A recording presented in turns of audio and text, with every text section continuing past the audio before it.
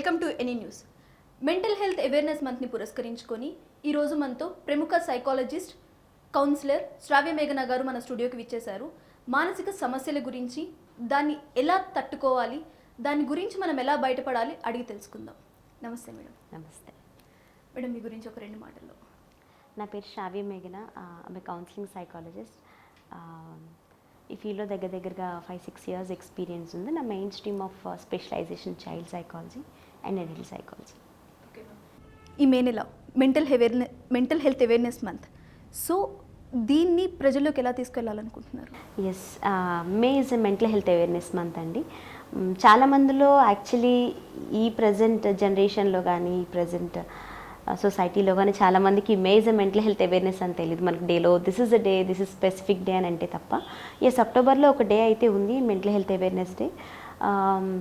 మానసిక ఆరోగ్యం పట్ల చాలామందికి అవగాహన అనేది లేదు. ఒకవేళ ఉన్నా కానీ ఎవరిని సంప్రదించాలి, నాకు ఈ సమస్య ఉంది అని చెప్పి ప్రజల్లో ఈవెన్ ఫ్రెండ్తో డిస్కస్ చేయాలన్నా కానీ ఒక రకమైన బిడియం, భయం, ఒకవేళ షేర్ చేసిన ఎదుటి వాళ్ళు ఏమనుకుంటారు అనేటువంటి భయాలు, భ్రాంతుల్లో చాలామంది వరకు చూస్తున్నాం. మాకు వచ్చే వాళ్ళలో కూడా ఈవెన్ ఆ ప్రజెంట్ పర్సన్కి, ఆ క్లయింట్కి కానీ ఇష్యూ ఉందని పేరెంట్స్తో డిస్కస్ చేసినా కానీ తనకి అవేర్నెస్ ఉండి పేరెంట్స్ వాళ్ళని సపోర్ట్ చేయలేకపోవడం, ఇలాంటి స్టిగ్మా అనేది మనం సొసైటీలో చాలా అధికంగా చూస్తూ ఉన్నాం.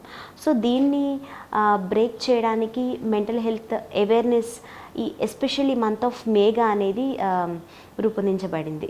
1949 నుంచి అమెరికాలో స్టార్ట్ చేశారు ఇది. సో ఎస్పెషల్లీ ఎవ్రీ ఇయర్ ఒక థీమ్ తోటి we do celebrate this mental health awareness month. ఇప్పుడు మీ దగ్గరికి చాలా రకాలైన పేషెంట్స్ వస్తుంటారు, లైక్ చిన్నపిల్లలు, లేడీస్, యూత్ ఇలా వస్తుంటారు. ఎక్కువ ఏ జనరేషన్ వాళ్ళు మీ దగ్గరికి అప్రోచ్ అవుతుంటారు? ఆల్ టైప్ ఆఫ్ జనరేషన్ చూస్తూ ఉంటాము, పిల్లల్లో, పెద్దల్లో, ఎస్పెషల్లీ ఏజ్డ్ వాళ్ళల్లో కూడా. సో ఓన్లీ స్పెసిఫిక్గా అడాల్సెన్స్ ఏజ్లోనే ఉంటుంది, పిల్లల్లోనే ఇలాంటి సమస్య చూస్తూ ఉంటాము అనేది కాకుండా ఆల్ టైప్ ఆఫ్ ఏజ్ గ్రూప్లో మేము ఈ సమస్యలు చూస్తూ ఉంటాం. ఓకే, అసలు మానసిక సమస్య, ఒక మనిషికి ఈ సమస్య మానసికంగా ఉంది అని గుర్తించడం ఎలా? మానసిక సమస్యల కన్నా బేసిక్గా మనకి ఆరోగ్యం అనేది ఒకటి ఉంటుంది కదా. సో దానిలో చూసినట్లయితే శారీరక, మానసిక ఆరోగ్యం 2 అంటుంటారు, 2 రకాల ఆరోగ్యం. అదే శారీరక ఆరోగ్యం ఇబ్బంది ఉంది, దగ్గు, జలుబు ఇలాంటివి, లేకపోతే క్యాన్సర్ ఇలాంటివి అంటే మనకి సిమ్టమ్స్ తెలుసు. ఆర్థరైటిస్ ఉన్నా కానీ, కాళ్ళ నొప్పులు ఉంది, అధికంగా ఉంది, ఏజ్ గ్రూప్తో చూసుకొని అరే పెద్ద వయసు కదా ఇలా వచ్చిందని, సో యూజువలీ అప్రోచ్ డాక్టర్, దానికి సంబంధించి ట్రీట్మెంట్ తీసుకుంటుంటారు. ఫీవర్ మామూలుగా ఉన్నా ఎక్కువైనా కానీ యూజువలీ అప్రోచ్ డాక్టర్, దానికి సంబంధించి ట్రీట్మెంట్ తీసుకుంటాం. అట్లాగే మీరు అన్న విధంగా ఏ విధంగా గుర్తించవచ్చు అంటే మానసిక ఆరోగ్యంలో చాలామందికి ఎలాంటి సిమ్టమ్స్ వస్తాయి, దేన్ని చూసి మనం this is a mental health issue or నేను స్ట్రెస్ ఫేస్ చేస్తున్నాను అనేటువంటి ఇష్యూ ప్రాబ్లం చాలామందికి తెలియదు. మనం బేసిక్గా చూసినట్లయితే 3 రకాలైన ఏరియాస్లో మనం ఐడెంటిఫై చేయొచ్చు. ఆలోచనలో ఎక్కువ నెగిటివ్ థాట్స్ ఎక్కువ ఉంటూ ఉంటాయి, రిపీటేటివ్ థాట్స్ ఎక్కువ ఉంటాయి, ఆలోచనలో ర్యాపిడ్ థాట్స్ రావడం కానీ, నెగిటివ్ థాట్స్ అంటే ఐఎమ్ గుడ్ ఫర్ నథింగ్, లేకపోతే నాకు చనిపోవాలనే ఆలోచనలు, నేను దీన్ని టాలరేట్ చేయలేకపోతున్నాను, ఎవరితో ఏ పర్సన్తో ఏం డిస్కస్ చేసినా కానీ రిలవెంట్ ఇది ఉంటుంది, నేను అసలు ఏది చేయలేకపోతున్నా, సాధించలేకపోతున్నా, నాలో నిస్పృహ ఎక్కువగా ఉంది. సో ఇలాంటి ఆలోచనలు అధికమైన మార్పులు చూస్తూ ఉంటాం. రెండోది బిహేవియర్, ప్రవర్తనలో కూడా మనం చాలా మార్పులు చూస్తూ ఉంటాం. అగ్రెసివ్ టెండెన్సీస్ ఎక్కువగా ఉండడం, పర్సనల్ సొసైటీ కానీ గ్రూప్ ఆఫ్ పీపుల్లో మింగిల్ అవ్వలేకపోవడం, ఆ గ్రూప్ ఆఫ్ పీపుల్ నుంచి అంటే ఏదైనా గ్రూప్ గ్యాదరింగ్స్ ఎక్కువ రాకపోవడం, లేకపోతే వర్క్ అయినా, స్కూల్ అయినా, కాలేజ్ పిల్లలు అయినా ప్రతి ఒక్కరు ఒక రకమైన ప్రవర్తనలో క్యాజువల్ కన్వర్జేషన్స్లో కూడా చూస్తూ ఉంటాం. అరే ఈ మధ్య నా ఫ్రెండ్ కానీ పర్సన్ కానీ నార్మల్గా ఉండట్లేదు, చాలా డిఫరెంట్ బిహేవియర్ ఉంది అని చూస్తూ ఉంటాం. సో అలాంటి ప్రవర్తనలో అత్యధికమైన మార్పులు చూస్తూ ఉంటాం. మూడోది భావోద్వేగాల్లో కూడా చాలా మార్పులు చూస్తూ ఉంటాం. భావోద్వేగాల్లో అంటే ఇమోషన్స్, అధికంగా ఏడుపు రావడం కానీ, నైట్ నిద్ర పట్టకపోవడం, ఇది కూడా మళ్ళీ బిహేవియర్లోకి వస్తుంది. యూ కెన్ బెటర్ ఇమోషన్స్లో బాగా ఎక్కువ ఏడవాలనిపించడం, ప్రతి చిన్న విషయానికి కూడా ఓవర్ సెన్సిటివ్ అయిపోతూ ఉంటారు. అండ్ ఇప్పుడు ఏమైనా గ్రూప్ ఆఫ్ పీపుల్ కూర్చొని మాట్లాడుతూ ఉన్నా కానీ వాళ్ళలో పేషెన్స్ తక్కువగా ఉండి అగ్రెసివ్ టెండెన్సీస్, విపరీతమైన కోపం, సో ఇలాంటివన్నీ ఎమోషనల్ ఇన్స్టెబిలిటీ కూడా, మూడ్ స్వింగ్స్ కూడా అత్యధికంగా చూస్తూ ఉంటాం. So these are the main 3 areas. Thoughts, behaviour, ఎమోషన్స్లో డ్రాస్టిక్ చేంజ్ అనేది మనం చూస్తూ ఉంటాం. We can identify.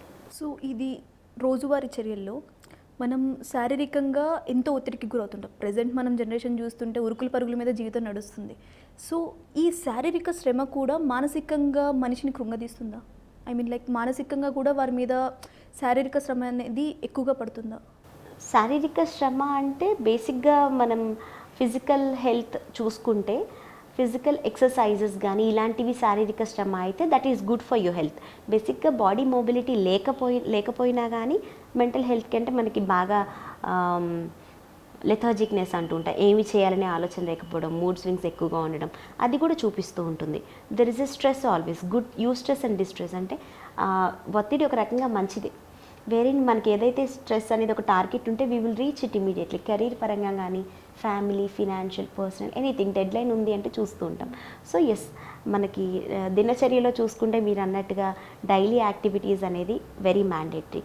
ఎప్పుడైతే వీటి మీద కాన్సన్ట్రేట్ చేయలేకపోతున్నారు, ఎస్పెషల్లీ మీరు అన్నట్టుగా డైలీ లైఫ్ యాక్టివిటీస్ ఏవైతే ఉన్నాయో అటెన్షన్ పెట్టలేకపోతున్నారు, వాటిని మర్చిపోతూ ఉన్నారు, లేకపోతే చేసిన పని పదే పదే చేయడం, మైండ్ఫుల్గా ఉండలేకపోవడం, ఇలాంటి సమస్యలన్నీ, నిద్ర కూడా సరిగా పట్టకపోవడం, ఇలాంటి సమస్యలన్నిటి మీద ఇంపాక్ట్ చూపిస్తూ ఉంటుంది. సో కేవలం శారీరక శ్రమ వల్లనే మానసికంగా ఇంపాక్ట్ చూపిస్తుంది అనేది కాదు, కానీ కొంతవరకు శారీరక అనారోగ్యం ఎవరికైతే ఉందో వాటి వల్ల కూడా ఇంపాక్ట్ చూపించే అవకాశం ఉంది. ఇంకొక పాయింట్ ఏంటి అంటే చాలామందికి తెలీదు, ఫిజికల్ హెల్త్ వల్ల మెంటల్ హెల్త్ ఇష్యూస్ వస్తాయంటే ది బోత్ ఆర్ కోరిలేటెడ్. ఎప్పుడైతే శారీరక అనారోగ్యం ఉంది అని అంటే సపోజ్ ఇక ఎస్పెషల్లీ ఈ జనరేషన్లో చూసినట్లయితే డాక్టర్ దగ్గరికి వెళ్ళంగానే ఏమైనా అనారోగ్య సమస్య ఉందంటే ఫస్ట్ ఏం సజెస్ట్ చేస్తారు? మెడిటేషన్ చేయండి, ఎక్సర్సైజ్ చేయండి, మిమ్మల్ని మీరు కామ్ డౌన్ చేసుకోండి, ఇలాంటివి ఎక్కువ చూస్తూ ఉంటాం, వింటూ ఉంటాం. So these or something where we have to look at. So శారీరక శ్రమ అనే దానికన్నా ఒత్తిడికి ఎప్పుడైతే ఎక్కువ గురవుతారో వాటి వల్ల మన బాడీలో బ్రెయిన్ హార్మోన్స్ కొన్ని ఉంటూ ఉంటాయి. స్ట్రెస్ హార్మోన్స్ అత్యధికంగా రిలీజ్ చేయడం వల్ల హార్మోనల్ ఇంబ్యాలెన్స్ అవ్వడం, దానివల్ల వేరే మనకి చూస్తుంటాం, బీపీ కానీ షుగర్ కానీ, గతంలో నాకు లేదండి ఇప్పుడు ఒత్తిడి ఎక్కువ అవడం వల్ల షుగర్ వచ్చింది అంటూ ఉంటాం. సో ఎస్, ఇవన్నీ శారీరక శ్రమ ఎక్కువ ఉండడం వల్ల, లేకపోతే ఒత్తిడి ఎక్కువ ఉండడం వల్ల శారీరక మానసిక అనారోగ్య సమస్యలు తలెత్తే అవకాశం కూడా ఎక్కువగా ఉంది. ఓకే, ఇప్పుడు మీరు అన్నట్లు సమస్యలు వస్తుంటాయి, ఆరోగ్య సమస్యలు వస్తుంటాయి అంటారు. మనం స్త్రీలలో చూసుకుంటే మెన్స్ట్రువల్ సైకిల్లో కానీ కొంతమంది పీసీఓసి ప్రాబ్లమ్స్ ఉంటాయి. ఏంటి, మంత్లీ పీరియడ్స్ రావు, 2 to 3 monthsకి ఒకసారి వస్తున్నాయి అంటారు, లేకపోతే వచ్చినప్పుడు హెవీ బ్లీడింగ్ అవుతుంది అని అంటారు. సో వీళ్ళల్లో మానసిక సమస్యలు ఏమైనా ఉంటే అలాంటి ప్రాబ్లమ్స్ ఫేస్ చేస్తుంటారా? మానసిక ఒత్తిడి ఎక్కువగా ఉన్నప్పుడు అయితే ఇలాంటి సమస్యలు వస్తూ ఉంటాయి. ఇవన్నీ బోత్ రిలేషన్స్ అంటే ఎస్పెషల్లీ మీరు అన్నట్టుగా ఆడవాళ్ళు ఈ జనరేషన్లో చాలా వరకు లైఫ్ స్టైల్ చేంజెస్ వల్ల ఈ సమస్యలు ఎక్కువగా చూస్తూ ఉన్నాం. ఇంతకుముందు ఓవర్ వెయిట్ ఉన్న వాళ్ళలోనే ఎక్కువగా పీసీఓఎస్ చూస్తుంటాం. ఇప్పుడు ఇర్రెస్పెక్టివ్ ఆఫ్ వెయిట్ గెయిన్, ఇవన్నీ అండర్ వెయిట్ ఉన్న వాళ్ళకి పీసీఓఎస్ ఇష్యూస్ ఉన్నాయి, ఓవర్ వెయిట్ ఉన్న వాళ్ళకి ఉన్నాయి. సో ఇది చూసుకుంటే ఎస్పెషల్లీ లైఫ్ స్టైల్ మోడిఫికేషన్ అనేది చాలా రోల్ అనేది ఇక్కడ ప్లే చేస్తూ ఉంటుంది. చూడండి, గతంలో పోల్చుకుంటే లైఫ్ స్టైల్ ఒకలా ఉంటుంది, ఇప్పుడు ఒకలా ఉంది. సో అంత ఫాస్ట్ కల్చర్కి అలవాటు, ఎస్పెషల్లీ ఫుడ్ హ్యాబిట్స్ తీసుకున్నట్లయితే మనం రీఫైన్డ్ ఫుడ్ ఎక్కువ తీసుకుంటూ ఉన్నాం. నాట్ రియల్లీ ఒక న్యూట్రిషియస్ ఫుడ్ అనేది అంటిల్ అన్లెస్ నీకు హెల్త్ ఇష్యూస్ ఉన్నాయి అని డాక్టర్ స్పెసిఫై చేస్తే, లేకపోతే మనకి ఆ సెల్ఫ్ రియలైజేషన్ వస్తే తప్ప మనం ఎటువంటి కేర్ అయితే చేయం. సో లైఫ్ స్టైల్ మోడిఫికేషన్ వల్ల అయితే అత్యధికమైన చేంజెస్ చూపిస్తూ ఉంటాయి. అండ్ ఇంకొక కారణం ఏంటి అంటే జెనెటికల్గా కూడా ఎవరికైనా కుటుంబ సభ్యుల్లో ఎస్పెషల్లీ పేరెంట్స్కి ఉన్నా కానీ వచ్చే అవకాశం ఉంది. ఎందుకంటే ఆల్రెడీ గ్రాండ్ మదర్స్ ఇలా ఓవర్ వెయిట్ ఉండడం వల్ల అదే వంశపరపరితంగా వస్తూ ఉంటుంది. అది కూడా ఒక జెనెటికల్ రోల్ అయితే ప్లే చేస్తూ ఉంటుంది. సో మెన్సెస్ డిలే కూడా చూసినట్లయితే డాక్టర్స్ దగ్గరికి వెళ్ళినప్పుడు, ఈవెన్ మేము కౌన్సిలింగ్ చేసేటప్పుడు కూడాను ఒత్తిడి, వర్క్ ప్రెషర్ కానివ్వండి, స్కూల్లో అండ్ కాలేజ్లో ఎగ్జామ్ స్ట్రెస్ కానీ, ఈ ఒత్తిడి అధికంగా ఎక్కువ అవ్వడం వల్ల హార్మోనల్ ఇంబ్యాలెన్స్ అనేది చాలా వరకు తలెత్తుతుంది. ఈ హార్మోనల్ ఇంబ్యాలెన్స్ వల్ల మా పీరియడ్స్ డిలే కూడా అవుతూ ఉంటుంది యూజువల్లీ. దానివల్లనే పీసీఓఎస్ ఉన్న వాళ్ళకు కూడా చాలామంది డాక్టర్స్ ఎప్పుడు సజెస్ట్ చేసేది రిలాక్సింగ్ ఎక్సర్సైజెస్ చేయండి, లేకపోతే రిలాక్సేషన్ టెక్నిక్స్ ఎక్కువగా ఫాలో అవ్వండి, ఇలాంటివన్నీ చెప్తూ ఉంటారు. మీరు అన్నట్లు వంశపారంపరంగా మనకి జెంటికల్ ప్రాబ్లమ్స్ కానీ అవన్నీ వంశపారంపరంగా వస్తాయి అంటున్నారు. మానసికంగా ఉన్న సమస్యలు కూడా అలా వచ్చే అవకాశాలు ఏమైనా ఉన్నాయా? ఉన్నాయండి. ఒక 50% వరకు తల్లిదండ్రుల్లో ఎవరికైనా మానసిక సమస్యలు, ఎక్కువ తాగుడు వ్యసనాలు ఉన్నా, విపరీతమైన అనుమానాలు, డిప్రెషన్, ఇలాంటివి ఏ సమస్యలు ఉన్నా కానీ, ఓసీడీ, ఇలాంటివి ఏ సమస్యలు అయినా కానీ పిల్లల్లో కూడా మనం చూస్తూ ఉంటాం. వాళ్ళ తరతరాలుగా వచ్చే వాళ్ళల్లో కొంతవరకు జెనెటికల్ రోల్ అనేది, అంటే సేమ్ కైండ్ ఆఫ్ ప్రాబ్లం వస్తుంది అని చెప్పలేం, కానీ a type of stress related issues అనే రావచ్చు. డిప్రెషన్ ఉండొచ్చు, ఓసీడీ ఉండొచ్చు, జనరలైజ్డ్ యాంగ్జైటీ ఉండొచ్చు, ఏ విధమైన మానసిక సమస్య అయినా చూస్తూ ఉంటాం. ఓకే, ఇప్పుడు మీ దగ్గరికి పిల్లలు కౌన్సిలింగ్ కోసం వస్తుంటారు. పిల్లలతో పాటు వారి తల్లిదండ్రులు కూడా కౌన్సిలింగ్ అవసరమా? తప్పనిసరిగా అండి. పిల్లలతో పాటు పేరెంట్స్కి కూడా కౌన్సిలింగ్ ఇవ్వాల్సి ఉంటుంది. చాలా విషయాల్లో చూసినట్లయితే ఈ డేస్లో ఎస్పెషల్లీ స్కూల్ గోయింగ్ కిడ్స్లో అయితే సెల్ ఫోన్ ఎడిక్షన్ కానీ, మా పిల్లల్లో కోపం ఎక్కువగా ఉంది అనడం కానీ, ఇలాంటివి బేసిక్గా కన్సర్న్స్ ఎక్కువ ఇష్యూస్ ఉంటుంటాయి. సో థర్డ్ థింగ్ ఏంటి అంటే అకాడమిక్స్లో చాలా వెనకబడి ఉన్నాడు మా వాడు అని చెప్పి ఈ పాయింట్ కూడా తీసుకుంటే ప్రజల్లో చాలామందికి అవగాహన లేదు. పిల్లల గురించి మాట్లాడుకుంటున్నాం కాబట్టి ఇప్పుడు మనకి కరోనాలో 2 years పాటు స్కూల్స్ లేవు. స్కూల్స్ తర్వాత ఇంట్లోనే ఉన్నారు, సెల్ ఫోన్కి అడిక్ట్ అయ్యారు, టీవీస్కి అడిక్ట్ అయ్యారు. ఆఫ్టర్ 2 years మళ్ళీ పిల్లలు స్కూల్స్కి వెళ్తున్నారు. ఇప్పుడు దాకా ఆన్లైన్ క్లాసెస్లో ఉన్న వాళ్ళు ఇప్పుడు డైరెక్ట్గా స్కూల్స్కి వెళ్తున్నారు. సో ప్రెజెంట్ కరోనా సిచ్యువేషన్స్లో పిల్లల మానసిక స్థితి ఎలా ఉంది? వాళ్ళు స్కూల్స్కి ఆఫ్టర్ 2 years వెళ్తున్న తర్వాత ఎలా ఫీల్ అవుతున్నారు? ఇది కూడా ఒక ఇంపార్టెంట్ రోల్ ప్లే చేస్తుంది. ఈవెన్ పిల్లల దాకా తీసుకుంటే మనమే కొన్నాళ్ళకి వర్క్ ఫ్రమ్ హోమ్కి అడాప్ట్ అయిపోయిన తర్వాత మరలా బ్యాక్ టు ఆఫీస్ వచ్చి వర్క్ చేయాలి అంటే that's becoming really stressful. Even especially corporate ఎంప్లాయీస్లో కూడా చాలామంది వచ్చే వాళ్ళకి there are people who completely got accommodated. ఇంకా కంఫర్ట్ జోన్లోకి వెళ్ళిపోతే that is becoming like a poisonary అనమాట. వేరిన్ కంప్లీట్ డిపెండెన్సీ అయిపోయి వాళ్ళ కెరీర్ పాత్లో కూడా ఓకే ఐమ్ జస్ట్ ఎర్నింగ్ కదా ఫైన్ అనేటువంటి స్టేట్లోకి వెళ్ళిపోయిన వాళ్ళు ఉన్నారు. లేదు, this is causing me too much of weight gain, నేను దేని మీద ఫోకస్ చేయలేకపోతున్నారు, I should come out of this zone అనేది సెల్ఫ్ రియలైజేషన్ అనేది చాలా తక్కువ మందిలో చూస్తుంటాం. So on the both hands మనం 2 కాల్లో చూస్తూ ఉంటాం. సో మనకి ఇన్ని చేంజెస్ ఉంటే పిల్లల్లో కూడా వాళ్ళు వ్యక్తపరచపోయినప్పటికీ కూడాను వాళ్ళల్లో కొంతవరకు ఇంపాక్ట్ అనేది చూపిస్తుంది. ఎస్పెషల్లీ పాండమిక్ ఇంట్లో ఉండడం వల్ల main phone addiction, screen addiction ఎక్కువైపోతుంది. స్క్రీన్ టైం ఎక్కువ ఉండడం వల్ల గేమ్స్ ఆడడం కానివ్వండి, కార్టూన్ ఛానల్స్ చూడడం, online classes especially online classes start అవ్వడం, దగ్గరగా దాదాపు స్టార్టింగ్ 1 year ఏం లేకపోయినా కానీ ఒక 1 year వరకు ఇదే కంటిన్యూ అవ్వడం వల్ల పిల్లల్లో చాలా వరకు ఇప్పుడు చాలా వీడియోస్ కూడా చూస్తూ ఉన్నాం మన పిల్లలు. నేను స్కూల్కి వెళ్ళడం మారం చేయడం కానీ. సో మనం ఆబ్వియస్గా ఆన్ టైం స్క్రీన్ టైం చూసేది వేరు, డైరెక్ట్గా స్కూల్కి వెళ్ళి అప్రోచ్ అవ్వడం వల్ల పిల్లల సోషలైజేషన్ చాలా ప్రాముఖ్యతమైంది. ఎందుకంటే అక్కడికి వెళ్ళడం వల్ల షేరింగ్ పెరుగుతుంది, ఒకరితో ఒకరు మాట్లాడడం వల్ల చాలా లర్నింగ్ కాన్సెప్ట్స్ అనేది పిల్లల్లో ఎక్కువగా డెవలప్ అవుతుంది. ఇది అనేది ల్యాక్ అవ్వడం వల్ల especially 10+ age group, 10 to 15 age group, 8 years age గ్రూప్ల వాళ్ళలో ఎక్కువ చూస్తూ ఉంటాం. సోషలైజింగ్ సరిగా లేకపోవడం వల్ల ఈ కాలం మా పిల్లలు అందరితో కలవట్లేదు, ఎప్పుడు చూసినా ఫోనే కావాలంటున్నారు. బయటికి వెళ్ళినా ఈవెన్ తల్లిదండ్రులు కూడా వాళ్ళ పని వాళ్ళు త్వరగా ముగించుకోవడానికి కూడా ఫోన్ ఒకటి స్టార్టింగ్ నుంచి ఇవ్వడం వల్ల దే గాట్ అడాప్టెడ్ కంప్లీట్లీ. ఒకవైపు on the other hand parents work అవ్వాలి, పిల్లలది కూడా ఒకవైపు ఓకే వాళ్ళ కామ్గా ఉంటున్నారు కదా, so I can do my work easily అని చెప్పి పేరెంట్స్ కూడా ఇచ్చేయడం. Starting it's just like just temporary being thing ఉన్నా కానీ గోయింగ్ ఫార్వర్డ్ అది పిల్లల మీద చాలా ఇంపాక్ట్ చూపిస్తూ ఉంటుంది. ఈవెన్ నిద్రపోయే ముందు కూడా ఫోన్ ఉంటే నేను నిద్రపోవడం. అండ్ స్కూల్ గోయింగ్ పిల్లల్లో అయితే ఇందాక చెప్పిన ఒకటి సోషల్ స్కిల్స్ తక్కువగా ఉండడం, స్పీకింగ్ స్కిల్స్ కూడా చాలా వరకు పిల్లల్లో ఇంపాక్ట్ అవుతూ ఉంటుంది. సో దీనివల్ల వాళ్ళల్లో భయం అనేది ఎక్కువగా పెరిగి, ఇప్పుడు సపోజ్ క్లోజ్డ్ స్ట్రక్చర్లో ఉంది అంటే ఆన్లైన్ ఇప్పుడు మనం కూర్చునే తీరు కానీ పత్తు కానీ టీచర్స్కి కనపడదు. సో దానివల్ల ఒక డిసిప్లైనరీ థింగ్ అనేది పిల్లల్లో కూడా మనం చాలా తక్కువగా చూస్తూ ఉంటాం.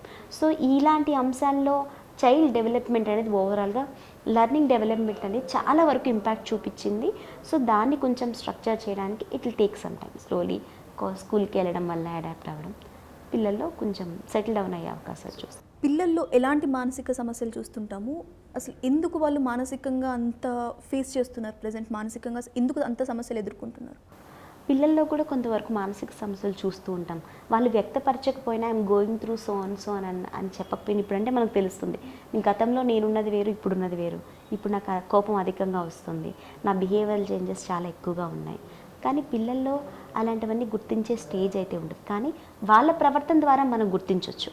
చాలా వరకు ఇంతకుముందు ఇంత గట్టిగా మాట్లాడకపోతుండే బాబు ఇప్పుడు చాలా రూడ్ బిహేవియర్ అయిపోయింది, గట్టిగా అరుస్తున్నాడు, వస్తువులు ఇసిరేస్తున్నాడు, పెద్దలు సమాధానం చెప్పినట్టు చెప్తున్నారు. సో ఇలాంటివన్నీ బిహేవియరల్ చేంజెస్, కాండక్ట్ డిజార్డర్ అంటూ ఉంటాం మనం.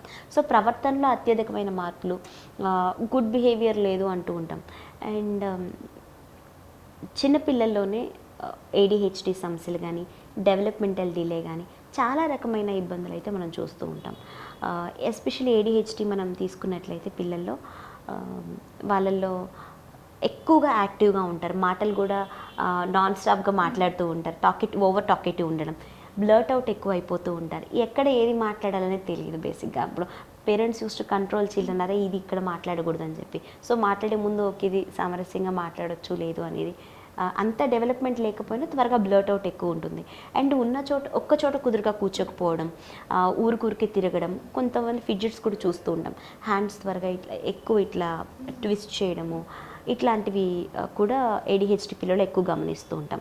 అదేవిధంగా ఇంకొంతమందిలో చూసినట్లయితే ADHD పిల్లల్లోనే బిహేవియర్ కూడా చేంజెస్ కూడా మనం చూస్తూ ఉంటాం. లైక్ నిద్ర త్వరగా పోడు, మావాడు పడుకున్నా కానీ చాలా లైట్ అండ్ డిస్టర్బ్డ్ స్లీప్ ఉంటుంది. ఇట్లాంటి కామన్ చేంజెస్ అయితే చూస్తూ ఉంటాం. ఇదే ADHD పిల్లల్లో స్కూల్లో కూడా ఎక్కువగా కంప్లైంట్స్ వింటుంటాం, మీ వాడు ఒక చోట కుదురుగా కూర్చోవట్లేదు. అకాడమిక్స్లో కూడా పిల్లల్లో ADHD పిల్లలు ఈజీగా మనం గుర్తించడానికి కొన్ని సైన్స్ అండ్ సిమ్టమ్స్ ఉంటాయి. వీళ్ళ అకాడమిక్స్లో చదువుతూ ఉన్నప్పుడు, రాస్తూ ఉన్నప్పుడు చిన్న లైన్ స్కిప్ చేయడం కానీ, వర్డ్ స్కిప్ చేయడం కానీ, రాస్తూ ఉన్నప్పుడు లైన్ అలైన్మెంట్ ఉండదు వీళ్ళలో. ADHD కానీ చాలా వరకు ఈ పిల్లల్లో మనం చూస్తూ ఉంటాం. రైటింగ్ స్కిల్స్ అనేది కొంచెం కంప్లీట్గా నీట్గా ఉండవు. కానీ ఎస్పెషల్లీ కొంచెం హైపర్ యాక్టివ్ ఉన్న కిడ్స్లో తరచూ చూస్తూ ఉంటాం ఇలాంటి మిస్టేక్స్ కానీ, స్పెల్లింగ్ మిస్టేక్స్ కానీ, ఏదైనా సెంటెన్స్ ఫార్మేషన్ చేసి చెప్తూ ఉన్నప్పుడు చిన్న వర్డ్స్ మిస్ చేయడం కానీ ఇలాంటివి చూస్తుంటాం. ఇంకో సెకండ్ థింగ్, పేరెంట్స్ ఎక్కువగా చెప్పేది మా దగ్గరికి వచ్చే ఒక హైపర్ యాక్టివ్ పిల్లల్లో ఒక దాని మీద ఏది ఏకాగ్రత ఉంచట్లేదు. అటెన్షన్ డెఫిసిట్ ADHD అంటేనే attention deficit hyper active disorder. So ఏకాగ్రత ఏదైతే ఉందో వీళ్ళలో చాలా షార్ట్ టైం ఉంటుందన్నమాట ADHD పిల్లల్లో. సో అదొకటి. అకాడమిక్స్లో కూడా ఎక్కువగా ఇబ్బంది అయ్యే అవకాశం ఉంది పిల్లలు. మా వాడు కాన్సన్ట్రేట్ చేయట్లేదు, ఒకవేళ గుర్తుంచుకున్నా కానీ అన్నీ మర్చిపోతూ ఉన్నాడు. సో ఇవన్నీ ఎక్కువగా చూస్తూ ఉంటాం. సో ఇలాంటి పిల్లలకి మీరు ఎలాంటి శిక్షణ ఇస్తుంటారు, లేకపోతే ఎలా కౌన్సిలింగ్ చేస్తుంటారు? ఇలాంటి పిల్లల్లో it's not just about ADHD, బేసిక్గా ప్రవర్తనలో కూడా అత్యధిక మార్పులు తీసుకురావాల్సి. కొంతమందికి యాంగర్ అవుట్ బర్స్ట్ కూడా ఎక్కువగా ఉంటుంది. సో ఓన్లీ అటెన్షన్ డెఫిసిట్ ఉంది అంటే అటెన్షన్ ఎన్హాన్స్మెంట్ థెరపీస్ ఇవ్వడం కానీ, బిహేవియర్ మోడిఫికేషన్ థెరపీ BT ఇస్తూ ఉంటాం. సో వాళ్ళ ప్రవర్తనలో కొంత మార్పులు తీసుకురావడానికి కొన్ని రీఇన్ఫోర్స్మెంట్ టెక్నిక్స్ కానీ, కొన్ని టెక్నిక్స్ మేము సెషన్స్లో థెరపీస్లో చెప్తూ ఉంటాం. దాంతో పరంగా పేరెంట్ కౌన్సిలింగ్ కూడా మ్యాండేటరీగా ఇస్తూ ఉంటాం. It's not just about child, ఏ విధమైన ఇబ్బంది ఉంది ఏంటి అనేది మాకు చెప్తారు. దాంతోపాటు సపోజ్ అగ్రెసివ్ టెండెన్సీస్ బాబులో ఎక్కువగా ఉంది అని చెప్తూ ఉంటారు వచ్చి, మా అబ్బాయి కోపం ఎక్కువగా ఉంది అని. అదేవిధంగా పేరెంట్లో చూసినట్టయితే అదే అగ్రెసివ్ టోన్ పేరెంట్ టోన్లో కూడా ఉంటుంది. So what is the difference? What are you teaching to the child? So ఇంట్లో ఉండే అలవాట్లే, వాతావరణమే పిల్లాడికి కూడా పాపకు బాబుకు వస్తూ ఉన్నాయి. సో అది సేమ్. ఇప్పుడు when you train to control the child, parents కూడా కొంతవరకు దోహదపడుతూ ఉంటారు. సో కొంత బిహేవియర్ మోడిఫికేషన్ టెక్నిక్స్ చేసినప్పుడు ఇంట్లో వాళ్ళందరూ సహకరిస్తేనే కొంతవరకు టెక్నిక్స్ అనేది, బికాస్ కొంతవరకు ప్యాంపరింగ్ ఉంటుంది. When mother and father playing a role, కొంతవరకు కంట్రోల్ చేద్దాము, కౌన్సిలింగ్లో చెప్పిన థెరపీస్ టెక్నిక్స్ ఇంప్లిమెంట్ చేస్తూ ఉన్నప్పుడు ఇన్లాస్ కానీ లేకపోతే గ్రాండ్ పేరెంట్స్ కానీ వాళ్ళు వచ్చి ఎందుకు పిల్లని అట్లా చేస్తావు, సో కానీ బిహేవియర్ టెండెన్సీస్ ఇది కూడా ఎప్పుడు చేయాలి అంటే బాబు ప్రవర్తన ఏదైతే ఉందో ప్రతి సిచ్యువేషన్లో కూడా సమస్యగా మారుతూ ఉన్నాయి. ఎక్కడ ఏం మాట్లాడాలో తెలియట్లేదు, క్లాస్ రూమ్లో గట్టిగా అరవడం, మాట్లాడడం, కోపం వస్తే నార్మల్గా చెప్పడం కాకుండా వస్తువులు ఇస్టేసి చెప్పడం. So there is a limit అనమాట. కొన్ని అసెస్మెంట్స్ చేసి పిల్లోడికి పలానా చోట ప్రాబ్లం ఉంది, ఇది మరీ అత్యధికంగా ఉంటే కొన్ని కేసెస్లో సైకియాట్రిస్ట్ మందులు కూడా పెడతారు. ఐ మీన్ ఏదైతే హైపర్ యాక్టివిటీకి సంబంధించి లేకపోతే వేరే ప్రాబ్లమ్కి సంబంధించి హార్మోనల్ ఇంబ్యాలెన్స్ ఉందో అది బ్యాలెన్స్ చేయడానికి కూడా కొంతవరకు మెడిసిన్ దోహదపడుతుంది. సో అది కూడా ప్రికాషనరీ మెజర్స్ తోటి psychiatrist will take care of the medicine. So ఇందాక మీరు చెప్పినట్లు ఈ ట్రీట్మెంట్లోని పేరెంట్స్కి కూడా మీరు సెషన్స్ ఇస్తుంటారు. పేరెంటల్ కౌన్సిలింగ్ కూడా మ్యాండేటరీగా ఇస్తుంటారు. ఓకే మ్యామ్, ఇప్పుడు పిల్లల గురించి చూసాం.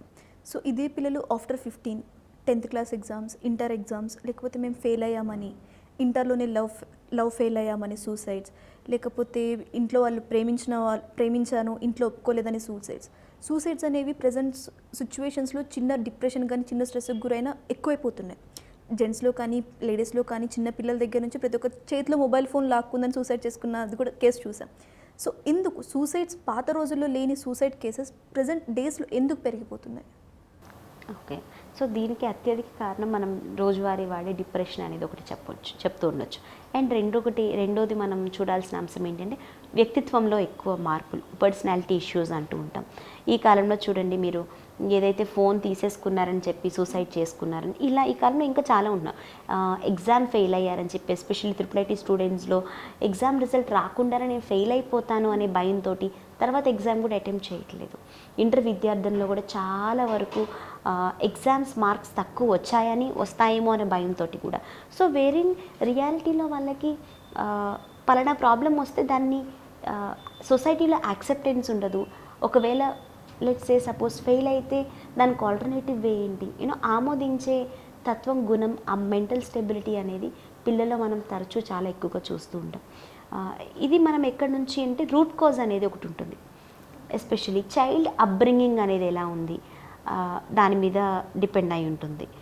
బికాజ్ చైల్డ్ బిహేవియరల్ చేంజెస్ ఉన్నాయి, లేకపోతే ఎస్పెషల్లీ యంగ్స్టర్స్ని మీరు తీసుకున్నట్లయితే సూసైడల్ టెండెన్సీస్, కొంతమంది నేను చెప్పినట్టుగా పర్సనాలిటీ ఇష్యూస్ అని అన్నాను. పర్సనాలిటీ ఇష్యూస్లో కొంతవరకు మేము బోర్డర్ లైన్ పర్సనాలిటీ అంటూ ఉంటాం. వీళ్ళల్లో బెదిరించే గుణాలు ఎక్కువగా ఉండడం, మీరు ఇవ్వకపోతే నేను సూసైడ్ చేసుకుంటాను, వీళ్ళలో చాలా క్విక్ డెసిషన్ మేకింగ్ ఉంటుంది. అది మంచా చెడా, లేకపోతే ఫ్యూచర్లో ఈ డెసిషన్ తీసుకోవడం వల్ల నాకు ఏది ఇంపాక్ట్ చూపిస్తుంది అనే దానికన్నా కూడాను క్విక్ డెసిషన్ మేకింగ్ ఉంటుంది. ఎస్పెషలీ మగపిల్లల్లో కూడా డ్రగ్స్కి చాలా త్వరగా అలవాటు అయిపోయారు, ఆల్కహాల్కి చాలా చిన్న వయసులోనే ఎడిక్ట్ అయిపోయారు, బైక్ రేసింగ్కి, డ్రగ్స్కి, ఇలాంటివన్నీ చూస్తూ ఉంటాం. Wherein impulsive tendencies, aggressive outburst అనేది ఈ సిమ్టమ్స్లో మనం బేసిక్గా ఈ యంగ్స్టర్స్లో ఎక్కువ చూస్తూ ఉంటాం. అదేవిధంగా సూసైడ్ కమిటింగ్ ఇది చూసినట్లయితే ఎవరికైతే ఇంట్రోవర్ట్ టెండెన్సీస్ అంటూ ఉంటాం, పలానా ప్రాబ్లం ఉంది అని బయటికి చెప్పుకోలేక సపోర్ట్ సిస్టమ్ పేరెంట్స్కి కూడా వీళ్ళకి చెప్తే నన్ను ఏమంటారో అనేటువంటి తల్లిదండ్రుల్లో కూడా కొంతవరకు అవగాహన లేకపోవడం కూడా ఒక కారణం అని చెప్పొచ్చు. ఒకవేళ ఒక అవగాహన ఉన్నా కానీ ఎవరిని సంప్రదించాలి, ఒకవేళ సంప్రదించినా మేము పెట్టుకునే స్తోమతలో లేము, ఇంకొకరు వాళ్ళేమో లేదో ఏదో గాలి సోకింది, ఇలాంటి మాట్లాడడం వల్ల ఆ పర్టికులర్ పర్సన్కి కూడా సరైన సపోర్ట్ రావట్లేదు. సో దానివల్ల కూడాను ఆ పర్టికులర్ పర్సనాలిటీ టెండెన్సీస్ చేంజెస్ అనేది ఎక్కువ చూస్తూ ఉంటాం. సూసైడ్ చేసుకుంటున్నారు, ఈ పర్సన్ సూసైడ్ చేసుకోబోతున్నారు అని చెప్పి మనం ఎలా గుర్తించవచ్చు? సో సూసైడల్ టెండెన్సీస్లో మనం కొంతవరకు గుర్తించగలిగేటువంటి సిమ్టమ్స్ ఉంటాయి, కొంతవరకు గుర్తించలేనటువంటివి కూడా ఉంటాయి. ఎందుకంటే చాలామంది ఎక్స్ప్రెసివ్ అవుట్కమ్ అయితే ఉండదు అందరిలో కూడాను. బట్ మనం గుర్తించగలిగే సిమ్టమ్స్ అయితే ఇందాక నేను చెప్పాను కదా, ఆలోచనలో అత్యధికమైన రిపీటెడ్ నెగిటివ్ థాట్స్ ఉంటూ ఉంటాయి. ఐఎమ్ గుడ్ ఫర్ నథింగ్, నాకు చనిపోవాలనే ఆలోచనలు ఉన్నాయి, నాకు ఏది చేసినా వర్కౌట్ అవ్వట్లేదు, చాలా నిస్పృహ, చాలా నిరాశ మాటల్లో కూడా చూస్తూ ఉంటాం. సెకండ్ థింగ్ ఏంటి అంటే వీళ్ళల్లో ఏది మాట్లాడుతూ ఉన్నా కానీ చాలా బాగా ఇమోషనల్ అయిపోవడం, ఆ సిచ్యువేషన్తో కనెక్ట్ అయిపోయి నా లైఫ్లో ఇది సక్సెస్ఫుల్గా లేదు అని ఫ్రీక్వెంట్ క్రైయింగ్ స్పెల్స్ కూడా చూస్తూ ఉంటాం. That is one of the sign that you can identify. And other thing, ప్రవర్తనలో నలుగురితో కలవకుండా ఉండడం, రిలేషన్స్తో కూడా వాళ్ళకి ఎవరికైతే ఫ్యామిలీ మెంబర్స్, ఫ్రెండ్స్, సొసైటీ వీళ్ళల్లో కంప్లీట్ విత్డ్రాన్ బిహేవియర్ చూస్తూ ఉంటాం పిల్లలు, ఎస్పెషల్లీ యంగ్స్టర్స్లో కానీ ఎవరైతే బాగా మానసిక దిగ్భ్రాంతికి గురయ్యారు అనేది, అకాడమిక్స్లో కూడా పూర్ పర్ఫార్మెన్స్ చూడడం, దేని మీద కాన్సన్ట్రేట్ చేయలేకపోవడం, ఇవన్నీ కొంతవరకు మనం ఐడెంటిఫై చేయడానికి దోహదపడుతూ ఉంటుంది. అండ్ ఇంకొకటి, డిప్రెషన్ అనేది అందరు కంప్లీట్గా లేబుల్ చేసేదానికన్నా ఆ ప్రాబ్లం ఎక్కువ తారస్థాయికి ఉంది అనే దాన్ని బట్టి కొంతవరకు డయాగ్నోసిస్ చేస్తూ ఉంటాం మనం. ఆ సిమ్టమ్స్ మనం కౌన్సిలింగ్తో కొంతవరకు మేనేజ్ చేయొచ్చు. సిబిటి, కాగ్నిటివ్ బిహేవియర్ థెరపీ ఉంటాం. సో దీనివల్ల కూడా చాలా వరకు మేనేజ్ చేసుకునే అవకాశం ఉంటుంది ఎవరైతే థెరపీ ఇస్తాం కదా మేము, కౌన్సిలర్స్ వీటి ద్వారా. ఓకే, మీరు ఇందాక అన్నట్లు గాలి సోకడం, ఒక సైకాలజీ డాక్టర్గా గాలి సోకడం అనేది మీరు ఎలా చెప్తారు? ఐ మీన్ లైక్ ఇప్పుడు మనం చూస్తుంటాం కొన్ని టెంపుల్స్కి వెళ్తే అమ్మవారు వచ్చేసింది పైకి అని చెప్పని లేడీస్ వాళ్ళ శరీరాల మీద ఉన్న డ్రెస్సెస్ కూడా తెలియకుండా ఊగిపోతూ ఉంటారు. కొంతమంది పిల్లలు దెయ్యం పట్టింది అని చెప్పి వాళ్ళని ఏదో దెయ్యాలు వదిలిచి వాళ్ళ దగ్గరికి వెళ్ళి హింసిస్తూ ఉంటారు. సో వీటన్నిటి గురించి మీరు ఒక సైకాలజీ డాక్టర్గా ఎలా చెప్తారు? సో కేవలం ఇదంతా అవగాహన లేకపోవడం వల్లనే ఒక కారణం అని చెప్తూ ఉండొచ్చు. పాతకాలంలో, పాత రోజుల నుంచి తీసుకున్నా కానీ రిలీజియస్ బిలీఫ్ అనేది ప్రతి ఒక్కరికి ఉంటుంది. We believe in God. కానీ అది కంప్లీట్గా మీరు ఏదైతే కొన్ని అంశాలు చెప్పారో, కొంచెం అమ్మవారి మీదకి రావడం కానీ ఇవన్నీ, కానీ ఇదే బిహేవియర్ మామూలుగా సైకలాజికల్గా చూస్తుంటే దీన్ని హిస్టీరియా అని పాత డయాగ్నోసిస్లో అయితే, ఇప్పుడైతే అది లేదు కానీ హిస్టీరిక్ డిజార్డర్ అని కూడా అంటూ ఉంటాం. సో వీళ్ళల్లో ఏదైతే మీరు చెప్పారో కొంతవరకు గాలి సోకడం, ఇందాక నేను చెప్తున్న మాటల్లో కూడాను మానసిక అనారోగ్య సమస్యలు ఉన్నాయి అని అంటే పేరెంట్స్కి ఎప్పుడైతే పిల్లలు ఎక్స్ప్రెస్ చేశారో, లేకపోతే వీళ్ళు సపోర్ట్ సిస్టమ్ కోసం అప్రోచ్ అయ్యారో, ఫస్ట్ ఆఫ్ ఆల్ మసీద్కి తీసుకెళ్ళడం కానీ, తాయితులు కట్టించడం కానీ, ఇలాంటి వాటి వల్ల ఎటువంటి చేంజ్ అయితే పిల్లల్లో మనం చూడం. At some point of time they do realise ఇది ఏ విధంగా హెల్ప్ అవ్వట్లేదు అని చెప్పి. రిలీజియస్ బిలీఫ్స్ ఓకే, కానీ కొంతమంది ఆ స్టేజ్ దాటి కూడా బిహేవ్ చేస్తుంటారు. దెయ్యం పట్టిందని చెప్పి తీసుకొచ్చేసి ఆ మనిషిని ఒక రూమ్లో బంధించడం, ఆ మనిషిని ఇంకెవరితో మాట్లాడనీకపోవడం, ఇవన్నీ కరెక్టేనా? సో కరెక్టేనా అంటే కొంతమంది వరకు మానసిక సమస్యలుగానే మేము దాన్ని ట్యాకిల్ చేస్తూ ఉంటాం. కొంతమందిలో నాకు చెప్తున్న వాళ్ళు ఎవరో నాతో మాట్లాడారు, ఎస్పెషల్లీ మీరు ఏదైతే ఒక సినారియో చెప్పారో, రూమ్లో బంధించారో, వాళ్ళు చెప్పే నరేషన్లో కూడా నాతో ఎవరో వచ్చి మాట్లాడారు, నాకు ఆ వాయిసెస్ వినిపించాయి. సో ఇవన్నీ చూసినట్లయితే కొంతవరకు హాలుసినేషన్ బిహేవియర్ కానీ, సైకోసిస్ బిహేవియర్ కానీ చూస్తుంటాం. వాస్తవానికి ఆ మనిషి వరకు మాటలు ఉండొచ్చు, కానీ బయట మనకి ఎవరికి వినపడం. సో ఇది ఓన్లీ ఈ క్రైటీరియా కింద తీసుకుంటే ఆ వ్యక్తికి మానసిక ఇబ్బంది ఉంది అనే విధంగానే మేము ట్రీట్ చేస్తున్నాం. కొంతవరకు మందులతో నయం చేయడం కానీ, ఫ్యామిలీ సపోర్టివ్ ఇవ్వడం కానీ, కౌన్సిలింగ్ ఇవ్వడం కానీ కొంతవరకు హెల్ప్ అవుతుంది. సో మీరు ఇప్పుడు హాలుసినేషన్ అన్నారు, ఇంకొకటి సంథింగ్ అన్నారు. అసలు మానసిక సమస్యలు ఎన్ని రకాలు? మానసిక సమస్యలు అంటే మొట్టమొదటి మనం ఒత్తిడితో గుర్తిస్తూ ఉంటాం. అది మనం వాడుక భాషలో ఉంటుంటాం. ఓసిడి, డిప్రెషన్, బైపోలార్, సో ఇలాంటివి చాలా రకమైన మానసిక సమస్యలు ఉన్నాయి. అసలు మానసిక సమస్యలు ఎలా గుర్తించవచ్చు అంటే ఇందాక చెప్పాను కదా 3 అంశాలు. దాంతోపాటు వాళ్ళ డైలీ లైఫ్ యాక్టివిటీస్, ఏదైతే వాళ్ళ డైలీ దినచర్యలో కంప్లీట్ అటెన్షన్ పెట్టలేకపోతున్నారు, కంప్లీట్ ఇన్వాల్వ్మెంట్ రావట్లేదు, నిద్రపోవట్లేదు, ఆకలి వేయట్లేదు, ఒకవేళ ఆకలి వేసినా అధికంగా తినడం, ఆకలి ఉన్నా లేకపోయినా బాగా ఓవర్ క్రేవింగ్స్ ఉండడం, ఓవర్గా వెయిట్ గెయిన్ అవ్వడం, ఇలాంటివన్నీ కూడాను చూస్తూ ఉంటాం. సో బేసిక్గా ఏదైతే మానసిక సమస్యలు ఉన్నాయి ఫేస్, కానీ ఎప్పుడు ఐడెంటిఫై చేయాలి? ప్రతి ఒక్కరికి ఇలాంటి సమస్యలు ఉంటూ ఉంటాయి. ఈవెన్ మనకి ఏమన్నా అనుకూలంగా అవ్వలేదు, కుటుంబ సభ్యులు కానీ, లేకపోతే family, financial, personal, career path మనకి ఎక్స్పెక్ట్ చేసింది వాంటెడ్గా అవ్వలేదు అని అంటే మాత్రం we all get depress. That is common behaviour in us. కానీ ఎప్పుడు ఇది గుర్తించాలి అంటే ఎవరికైతే మోర్ దాన్ ఏ మంత్, ఎప్పుడైతే ఈ సమస్యలు మనిషి మీద ఎక్కువ ప్రెషర్ చూపిస్తూ ఉన్నాయి, ఆ సమస్యతో ఆ పర్సన్ కోపప్ అవ్వలేకపోతున్నాడు, దానివల్లనే ఎక్కువ నెగిటివ్ థాట్స్ ఉంటుంది, ఆ సిచ్యువేషన్ వల్లనే over a period of time 2-3 weeks వరకు నిద్ర పట్టట్లేదు. So this is the time where you have to take a call. Okay, ఆ పర్సన్ ఆ పర్టికులర్ ప్రాబ్లం తోటి కోపప్ అవ్వడం, లేకపోతే ఎవరైనా సపోర్టివ్ సిస్టమ్ తీసుకోవడం, తల్లిదండ్రులతో డిస్కస్ చేయడం, ఫ్రెండ్తో డిస్కస్ చేయడం, లేకపోతే ఒక కౌన్సిలర్ సహాయం తీసుకోవడం. సో వీటి ద్వారా కూడాను కొంతవరకు బ్యాలెన్స్ అవుతూ ఉంటుంది. కొన్నిసార్లు మీరు అన్నట్లుగా చూసినట్లయితే రకరకాల సమస్యలు ఎప్పుడైతే ఈ particular behaviours thought process issues తారస్థాయికి చేరాయి అంటే అది సిమ్టమ్స్ బట్టి కొన్ని చెప్తూ ఉంటాం. ఫ్రీక్వెంట్ వాషింగ్ హ్యాండ్స్ కానీ చేసిన పని రిపీటెడ్గా చేయడం కానీ మనం చూస్తూ ఉంటాం. ఎక్స్ట్రీమ్ క్లీన్లీనెస్ కొన్ని మూవీస్ కూడా మనం ఈ రోజులో చూస్తుంటాం. ఓసీడీ అంటూ ఉంటాం. సో ఎస్, ఆ ఓసీడీ కానీ బైపోలార్ కానీ ఫ్రీక్వెంట్ మూడ్ స్వింగ్స్ ఉంటూ ఉంటాయి. సైకోసిస్ పేషెంట్స్లో చూసుకున్నట్లయితే స్కిజోఫ్రెనియా అని వింటూ ఉంటాం.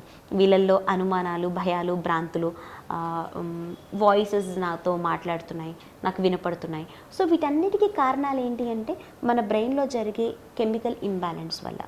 సో వ్యక్తిగతంగా మనం వేరే పర్సన్తో మాట్లాడుతూ ఉంటే నీకు ఈ ప్రాబ్లం లేదు కదా, నీకు ఒకడికే వినపడుతుంది, నీకు పిచ్చా, సొసైటీలో ఈ స్టిగ్మా అనేది ఉంది. యాక్సెప్టెన్స్ అసలు లేదు.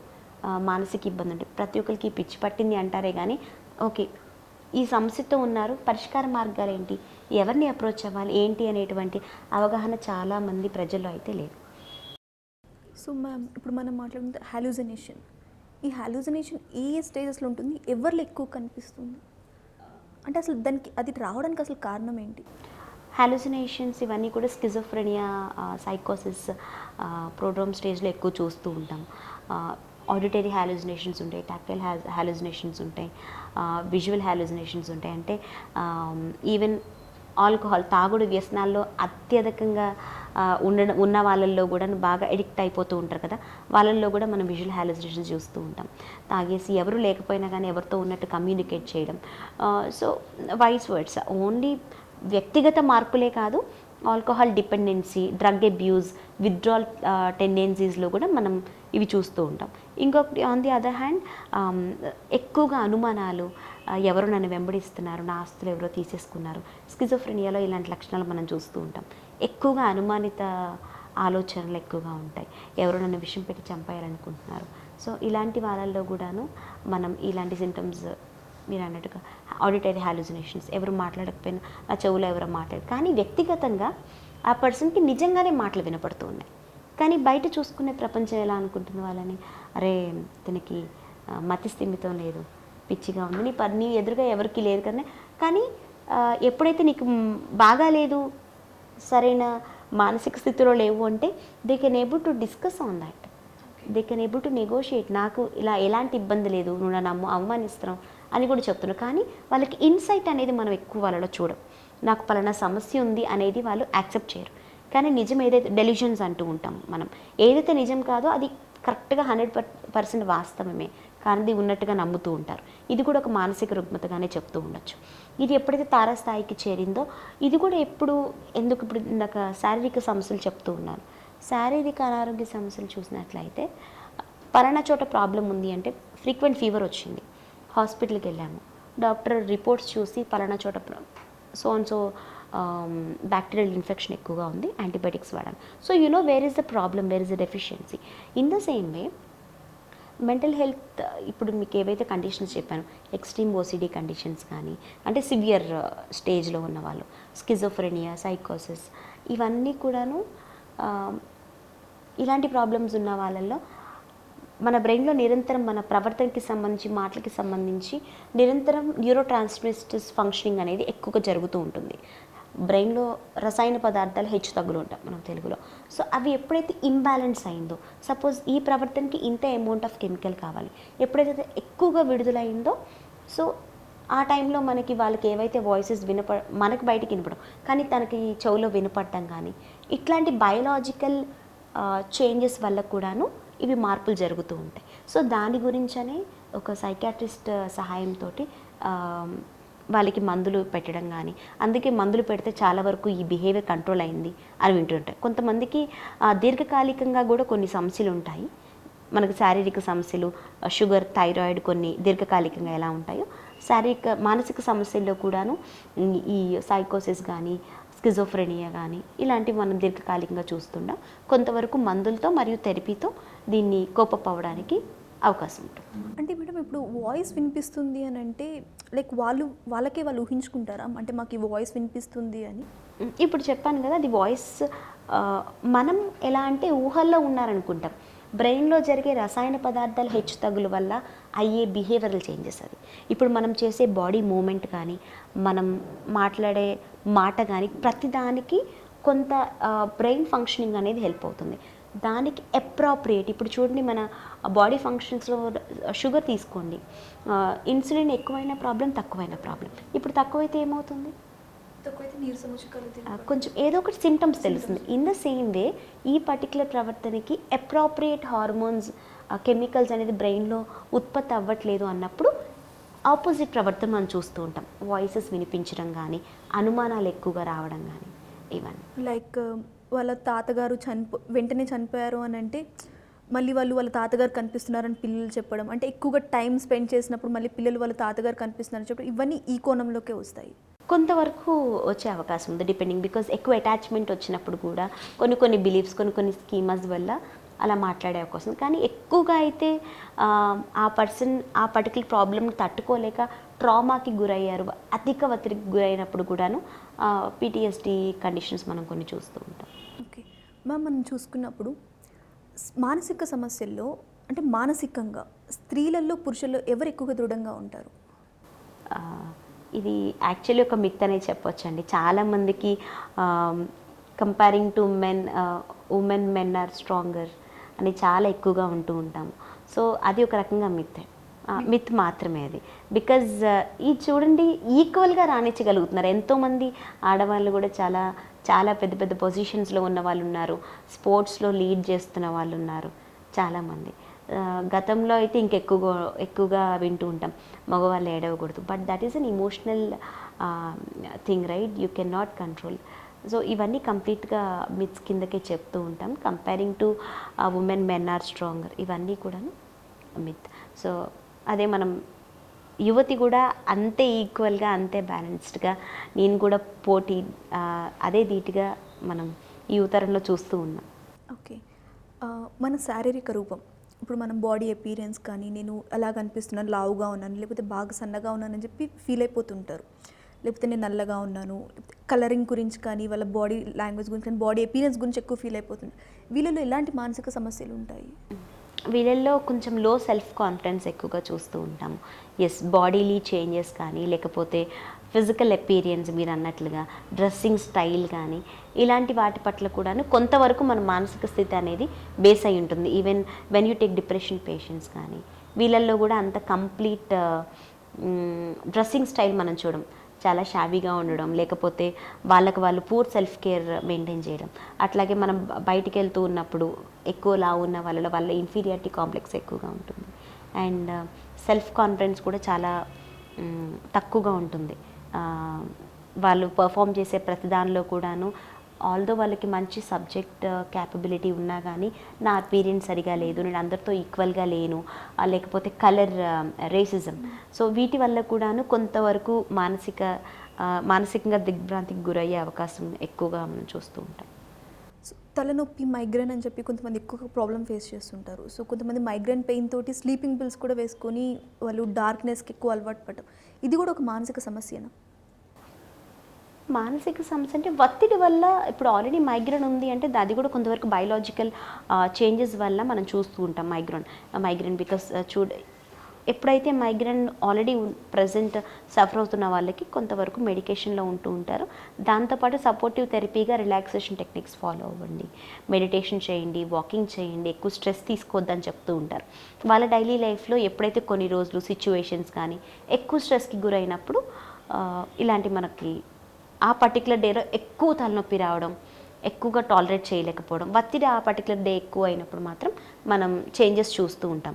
అది మానసిక ఒత్తిడి వల్ల ఇబ్బంది అవుతుంది, కానీ దీనివల్ల కంప్లీట్ మానసిక సమస్యలు వస్తాయా అంటే ఇంకా వేరే అదర్ కండిషన్స్ తోటి డిపెండ్ అయి ఉంటుంది. మెంటల్ హెల్త్ అవేర్నెస్ మంత్ కాబట్టి, సో ఈ మంత్ని ఎలా అవేర్ చేస్తున్నారు, ప్రజలకు ఎలా అవగాహన కలిగిస్తున్నారు, సో వాళ్ళకి ఎలాంటి లక్షణాలు గుర్తించడం చెప్పుకున్నాం కాబట్టి వాళ్ళు ఎలాంటి వారిని అప్రోచ్ అవ్వాలి? ఓకే, సో ప్రాబ్లం ఉంది అని గుర్తించడమే చాలా మంచి విషయం. కొంతవరకు సపోర్టింగ్ లేకపోవడం కానీ, ఒకవేళ ఉన్నా ఎవరిని అప్రోచ్ అవ్వాలో తెలియదు. సైకాలజిస్ట్ అండ్ సైకియాట్రిస్ట్ చాలా వరకు దోహదపడుతూ ఉంటారు ఇలాంటి విషయాల్లో. ఎప్పుడైతే చెప్పారో కదా, ప్రతి చిన్న సమస్యకి అప్రోచ్ అవ్వాలని ఏం లేదు. ఎప్పుడైతే వాళ్ళ డైలీ లైఫ్ యాక్టివిటీస్ కూడా మేనేజ్ చేయలేనంత స్ట్రెస్కి గురయ్యి ఏ ప్రాబ్లం వచ్చినా కోపం అవ్వలేకపోతున్నారు, నిద్రలేమి సమస్యలు, బాగా నెగిటివ్ ఆలోచనలు, దేని మీద ఫోకస్ చేయలేనంత ఇబ్బంది ఎక్కువగా ఉన్నప్పుడు they can immediately take the assistance of a doctor, psychologist, counsellor ఎవరైనా కానీ, లేకపోతే తెలిసిన వాళ్ళతో మాట్లాడడం. అండ్ వాళ్ళకి వాళ్ళు సెల్ఫ్ మేనేజింగ్ కూడా కొంతవరకు డెవలప్ అవుతుంది. డేలో కొంతవరకు వ్యాయామం చేయడం, వాకింగ్ చేయడం, బ్రిస్క్ వాకింగ్ కూడా కొంతవరకు. చాలామందికి తెలియని విషయం ఏంటంటే అందరూ డాక్టర్స్ దగ్గరికి వెళ్ళినప్పుడు కూడా ఒత్తిడి తగ్గించుకోవడానికి ఎక్కువ ప్రయత్నించండి, మీకు అన్నీ కూడా బ్యాలెన్స్ అవుతాయి, అంతా స్టేబుల్ అవుతుంది హెల్త్ అని. It's not just about maintaining health అండి, మెంటల్ హెల్త్ కూడా మీకు చాలా బ్యాలెన్స్డ్గా ఉండాలి అంటే మెడిటేషన్, వీటి వల్ల యాక్చువల్లీ ఏమవుతుందంటే మన బ్రెయిన్లో కొంతవరకు healthy hormones, endorphins, like an antibiotics అనమాట, మనకి బాడీలో బ్యాక్టీరియా ఎక్కువ ఉండి ఎట్లా తీసుకుంటామో, so to balance all those మన బాడీలో హ్యాపీ హార్మోన్స్ అనేది కొంతవరకు సెరోటోనిన్ కానీ, ఎండార్ఫిన్స్ కానీ వాకింగ్ చేసినప్పుడు ఇట్లా రిలీజ్ అవుతూ ఉంటాయి. అందుకే డాక్టర్స్ ఎక్కువగా ఒత్తిడి తగ్గించుకోవడానికి వ్యాయామం చేయండి, ఏదో ఒక బాడీ ఫిజికల్ మొబిలిటీ బేసిస్ తోటి చేయమని చెప్తూ ఉంటారు. కొంతవరకు అవి చేయడం కానీ, relaxation techniques, stress management techniques, stress balls కానీ కొంచెం ప్రెస్ చేయడం వల్ల సో వెరీ ఫిజికల్గా కూడా బాడీ ఫంక్షనింగ్ అవుతూ ఉంటుంది, బ్లడ్ ప్రెషర్ కొంతవరకు కంట్రోల్ అవ్వడం, ఇలాంటివన్నీ కూడాను సెల్ఫ్ మేనేజింగ్ కొంతవరకు దోహదపడుతూ ఉంటాయి. ఎప్పుడైతే ఇవన్నీ చేసినా నేను కోపం అవ్వట్లేదు అన్నప్పుడు డాక్టర్స్ని అప్రోచ్ అవ్వడం కూడాను చాలా వరకు ఇది అవుతుంది. ఎస్పెషలీ సూసైడల్ ఆలోచనలు ఎక్కువగా ఉన్నాయి, చనిపోవాలి అనేటువంటి ఆలోచనలు, అనుమానాలు, భయాలు, భ్రాంతులు, ఏది చూసినా విపరీతమైన యాంగ్జైటీ, పానిక్ అటాక్స్ అంటుంటారు. ఇలాంటి వాటికి కూడా డాక్టర్స్ అప్రోచింగ్ మ్యాండేటరీ అని చెప్పొచ్చు. ఇంకొకటి అవగాహన గురించి చెప్పాలి అంటే, మనం అనుకున్నట్లుగా అవగాహన month mental health awareness month కాబట్టి ప్రజల్లో చాలా వరకు అవగాహన లేదు. ఒకవేళ ఉన్న దాన్ని ఏ విధమైన సెల్ఫ్ స్టాండర్డ్స్ మెయింటైన్ చేయాలి, ఎవరిని అప్రోచ్ అవ్వాలి, అటువంటి అవగాహన లేదు. సో మెయిన్ రూట్ కాజ్ ఏంటి అంటే పిల్లల్లో ఎస్పెషల్లీ స్కూల్ గోయింగ్ కిడ్స్ నుంచి వరకు కూడాను parental counselling from teachers only, and స్కూల్లో కూడాను emotional stability and awareness campaigns conduct చేయడము, మోటివేషన్ సెషన్స్ కండక్ట్ చేయడము కొంతవరకు పిల్లల్లో, పెద్దల్లో కూడా చాలా వరకు హెల్ప్ అవుతుంది. గవర్నమెంట్ దగ్గర నుంచి కూడా చాలా వరకు జీవోస్ వచ్చినా కానీ ప్రతి ఆర్గనైజేషన్లో, ప్రతి స్కూల్లో, ప్రతి సంస్థల్లో మెంటల్ హెల్త్ కౌన్సిలర్ అనేది మ్యాండేటరీగా పెట్టుకొని అన్నారు. ఎందుకంటే ప్రతి వర్క్లో మనకు ఒత్తిడి చూస్తూ ఉంటాం, కానీ దాన్ని ఎలా మెయింటైన్ చేసుకోవాలి, ఎలా స్టెబిలిటీ చేసుకోవాలి అనేటువంటి దాని మీద కూడా కొంతవరకు అవేర్నెస్ క్యాంపెయిన్స్ కండక్ట్ చేయడం కానీ, ఆ పర్టికులర్ సంస్థలు కానీ ఆర్గనైజేషన్లో సపోర్టివ్ హెల్త్ కేర్ సపోర్టివ్ ఇది కండక్ట్ చేయడం కానీ, వైద్య సదుపాయాల మీద అవగాహన సదస్సు కండక్ట్ చేయడం కానీ కొంతవరకు హెల్ప్ అవుతుంది. చాలా థ్యాంక్స్ మేడం.